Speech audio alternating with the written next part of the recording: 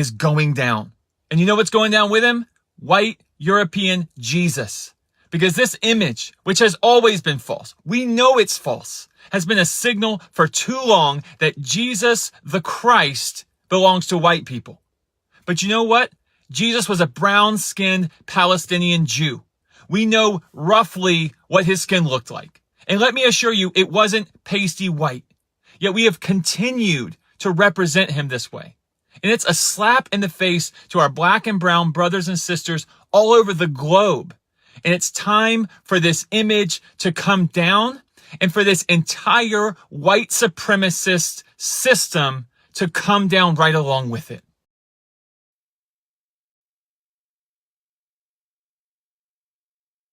And, they get more money if they have a son. If they have a daughter, they get money for that too, but less money. Native Americans get reparations for the crimes that were committed against their people.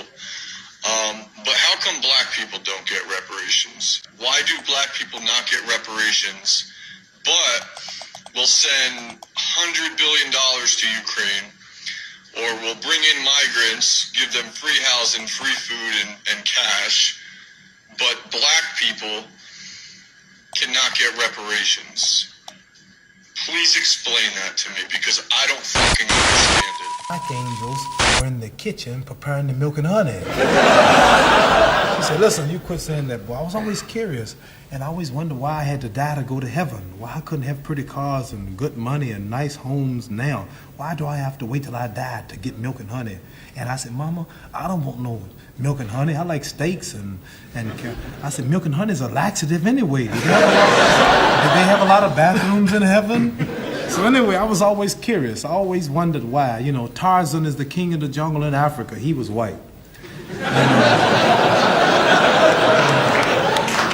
white man. I saw this white man swinging around Africa with a diaper on, hollering, oh! Do you all see Tarzan over here? Did you see Tarzan? Yeah. And all the Africans, he's beating them up and breaking the lion's jaw. And here's Tarzan talking to the animals, and the Africans been there for centuries, and he yet can't talk to the animals. Only Tarzan can talk to the animals. I always wondered why. And Miss America was always white. All the beautiful brown women in America, beautiful suntans, beautiful shapes, all type complexions, but she always was white. And Miss World was always white. And Miss Universe was always white. And then they got some stuff called White House cigars, White Swan soap, King White soap, White Cloud tissue paper, White Rain hair rinse, White Tornado flow wax. Everything was white. And the angel food cake was the white cake, and the devil food cake was the chocolate cake. I said, Mama, why is everything white? I always wondered, and the president lived in the White House. And Mary had a little lamb, his feet as white as snow, and Snow White. And everything was white. Santa Claus was white. And everything bad was black. The little ugly duckling was the black duck, and the black cat was the bad luck. And if I threaten you, I'm going to blackmail you. I said, Mama, why don't they call it white mail? They lied too. I was always curious. And then this is when I knew something was wrong. So one of the things that used to really haunt me about our nation is how easily things could have gone differently for the black community at several points in our history. They would have radically shifted where we are today in 2026. I mean, we could have easily given freed slaves 40 acres and a mule. Easily. But instead we gave them Jim Crow and another 100 years of racialized terror and labor exploitation. After the Civil Rights era, we could have funded MLK's Poor People's Campaign. But instead we funded the war on drugs that again terrorized the poorest black communities across this nation rather than empowering them. And all of this used to really haunt me. But what I've been hearing the Lord saying is that he has used all of it, all of the affliction, all of the heartache, all of the pain and the suffering to prepare for himself a people for this specific time in history. The black community in America, says the Lord, has been forged in the furnace of affliction and held in a place of derision. But now I, says the Lord, I am turning the tide and lifting them to a place of great honor and they will lead in this next season like never before. The president has been talking for a while about the reparations that are owed when it comes to the transatlantic slave trade. And on Wednesday, yesterday, the UN Assembly got together and they voted on a measure that would call the transatlantic slave trade the greatest crime against humanity. Now, in this measure, it is talking about not only recognizing that the transatlantic slave trade was the greatest atrocity against humanity in history, but it would also call for the return of stolen artifacts from Africa, as well as reparations, even though it doesn't go into details about what those reparations are. Now, the resolution actually passed with 123 votes in favor, but notably, many of the European countries, including the UK and France, abstained. About 52 countries abstained from the vote, and 3 countries actively voted against it. Those 3 countries, you will be very surprised to know, are the United States, Is Not So Real, and Argentina. Interestingly enough, Is Not So Real and the United States are currently locked together in a war with Iran, and Argentina got about $40 billion from the Bone Spurs administration in 2025.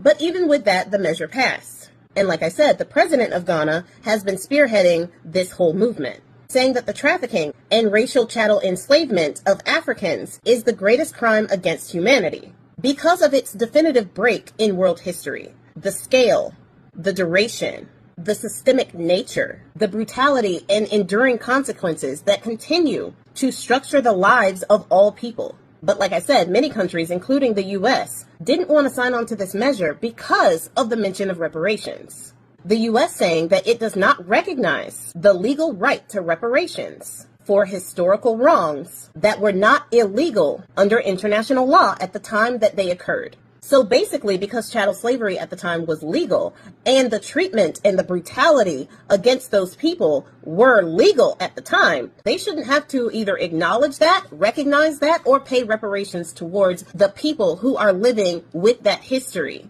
that still continues. And the thing about that, and the one reason why many of the other European countries, the countries that had something to do with the transatlantic slave trade, the reason why, especially the United States, if they were to actually recognize that Black Americans specifically deserve reparations for the things that have happened because of the transatlantic slave trade, they wouldn't only have to recognize the transatlantic slave trade. They would have to recognize all of the things that they did to Black Americans when they got here. The 400 years of slavery, buck breaking, breeding farms, medical experiments on Black women that gave us the gynecology that we use today. The using of Black babies as bait for alligators. Using our flesh to bind books and lampshades. Using our hair to stuff pillows and furniture. Having us as the main course during a family picnic. After which, taking bodily souvenirs home to display. And not only would they have to address those atrocities during the 400 years of slavery in this country, they would have to address the atrocities that happened afterwards, which is usually where the disconnect lies. A lot of people would love to say that slavery was 400 years ago. First of all, it wasn't. It lasted for 400 years. It wasn't 400 years ago. But even after that, they would have to answer for not giving Black people 40 acres and a mule. They would have to answer for when Black people did go and become mayors and become governors and start their own businesses and their own banks, and they started thriving, why it was that those mayors and governors always found themselves unalived, why those towns always found themselves decimated, why thriving Black towns were always stormed and massacred. They would have to answer for Jim Crow laws. They would have to answer for the strange fruit in those trees. They would have to answer for the burning crosses. They would have to answer for the Black towns underwater, for destroying Black towns to put in highways. They would have to answer for the Emmett Tills. They would have to answer for stealing Black inventions, preventing those Black families from reaping the wealth of their intellect. They would have to answer for segregation, keeping Black people from good education and job opportunities. They would have to answer for redlining, mass incarceration, the CIA pumping narcotics into our neighborhoods and paying people who look like us to sell those narcotics on our streets. They would have to answer for the continuation of mass incarceration of Black people in this country, especially since the rate of exoneration for those people who are imprisoned is about 7 times more than anyone else. They would have to answer to the school to prison pipeline, where they intentionally target our youth for prisons and not for college. They would have to answer for why the mortality rate of Black women in this country is 2 times higher than the second runner-up. There is a reason why the United States refuses to recognize a legal right to reparations for Black Americans. Because even though the transatlantic slave trade ended, the enslavement of Black Americans took on many forms in many ways over time. The targeting, the systematic targeting of Black people continues to this day.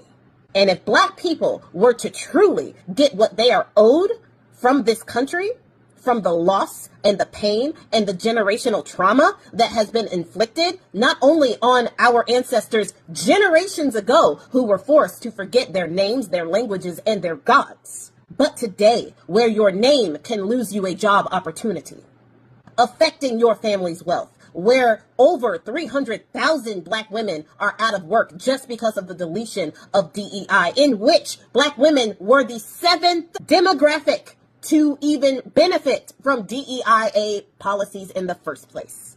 In order for this country to truly atone via reparations to the Black Americans in this country, they would go bankrupt. They could pay every Black American a monthly check for the end of time and still not come close to what is owed to Black people, based on solely the atrocities of the things that they have done to Black people in this country. This is why they don't even want to touch the recognition of reparations for Black Americans. They know what they owe is too much. They will never be able to repay what they have done. And this is why they spend more time erasing the history of the atrocities that they created, rather than trying to put in place measures that would actually begin healing. The U.S. knows what it did and what it continues to do to the Black community and Black Americans in this country. And they know that that is a debt that they could never repay. The recent Supreme Court decision in Louisiana v. Calais effectively killed the last remaining provision of the Voting Rights Act of 1965. It was authored by Justice Samuel Alito, but it represents the life's work of Chief Justice John Roberts. The Roberts Court has now gutted the Voting Rights Act on 3 different occasions, and Roberts wrote or joined every one of those opinions. And that's not an accident. Roberts has been trying to kill the Voting Rights Act for more than 40 years, and it looks like he's finally succeeded. Roberts' crusade against the Voting Rights Act dates back to the early 1980s, when he was a young lawyer in Ronald Reagan's Justice Department. The Reagan administration was locked in a fight with Congress over whether to reauthorize parts of the Voting Rights Act and how strong the Voting Rights Act should be. Roberts took the position that the Voting Rights Act should be as weak as possible. Roberts claimed the Voting Rights Act would lead to a quota system in all areas, essentially comparing the law to affirmative action in the voting process. Roberts actually lost that fight in the early 1980s. The Congress overwhelmingly reauthorized and strengthened the Voting Rights Act with strong bipartisan support. But Roberts resurrected his crusade against the Voting Rights Act when he became Chief Justice of the Supreme Court in 2005. Roberts claimed in his confirmation hearings that the constitutionality of the Voting Rights Act was a settled question. But once he got on the bench, he quickly got to work in dismantling the country's most important civil rights law. In the 2013 decision, Shelby County versus Holder, Roberts wrote the majority opinion, ruling that states with a long history of discrimination no longer had to approve their voting changes with the federal government. He claimed that things had changed dramatically in the South. But in the wake of his decision, 31 states have passed more than 115 new voter suppression efforts. Roberts claimed in the Shelby County decision that his opinion in no way affected the other major part of the Voting Rights Act, Section 2, which banned racial discrimination in voting nationwide. But the Roberts Court quickly started attacking that part of the law as well. In the 2021 case Brnovich versus DNC, authored by Alito and joined by Roberts, the Roberts Court made it much harder for voters of color to challenge discriminatory voting laws. And then in the recent Louisiana versus Calais decision, the Roberts Court struck down a second majority black congressional district in Louisiana and imperiled majority minority districts all across the country, leading potentially to the largest drop in black representation since the end of Reconstruction. They have now narrowed Section 2 and the Voting Rights Act overall to the point of irrelevance. The defining cause of Roberts and the Roberts Court has been rolling back the civil rights revolution of the 1960s. And it's clear they're not going to moderate on this issue anytime soon. That's why, if you want to protect civil rights in America, we have to have a new Supreme Court.